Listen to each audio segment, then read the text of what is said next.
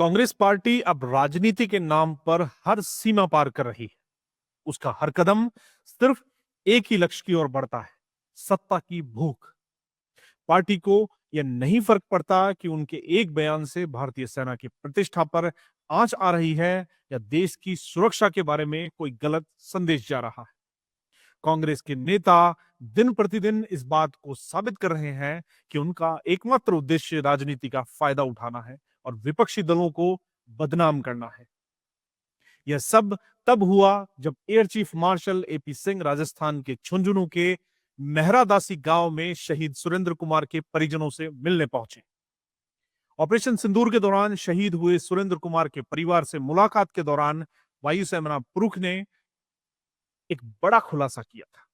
उन्होंने बताया कि ऑपरेशन सिंदूर में भारत ने पाकिस्तान के 6 विमानों को मार गिराया था, जिसमें 5 लड़ाकू विमान और एक इंटेलिजेंस विमान शामिल था। यह हमला भारत के S-400 एयर डिफेंस सिस्टम द्वारा किया गया था, जिसने 300 किलोमीटर दूर से दुश्मन को ध्वस्त कर दिया। यह भारतीय वायुसेना की ताकत और राष्ट्रीय सुरक्षा को दर्शाने वाला एक अभूतपूर्व कदम था। लेकिन इस घड़ी में भी कांग्रेस ने अपने राजनीतिक लाभ के लिए इस मामले का राजनीतिकरण किया। कांग्रेस ने इस बयान को उठाकर उसे नरेंद्र मोदी सरकार के खिलाफ आरोपों में बदल दिया। 4 दिन पुरानी घटना को तूल देकर कांग्रेस ने एयर चीफ मार्शल के बयान का विरोध करना शुरू कर दिया। उनका कहना है कि सेना ने पाकिस्तान के विमानों को गिराया ही नहीं है। यह वही बयान था जो पाकिस्तान की ओर से पहले आया था। अब सवाल उठता है कि कांग्रेस किस हद तक गिरी हुई राजनीति में जाना चाहती। कांग्रेस के नेताओं ने खुलकर पाकिस्तान के बयान को अपनाया और भारतीय सेना की वीरता पर सवाल उठाए। जब देश की सुरक्षा और उसकी ताकत को सार्वजनिक रूप से चुनौती दी जाती है, तो यह न केवल भारतीय सेना बल्कि देश की आम जनता का भी अपमान है।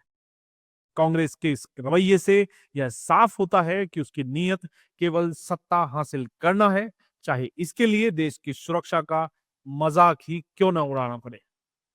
भारत के खिलाफ आतंकवाद फैलाने वाला पाकिस्तान जब भारतीय सेना की वीरता पर सवाल उठाता है, तो कांग्रेस उसी भाषा का इस्तेमाल करती है।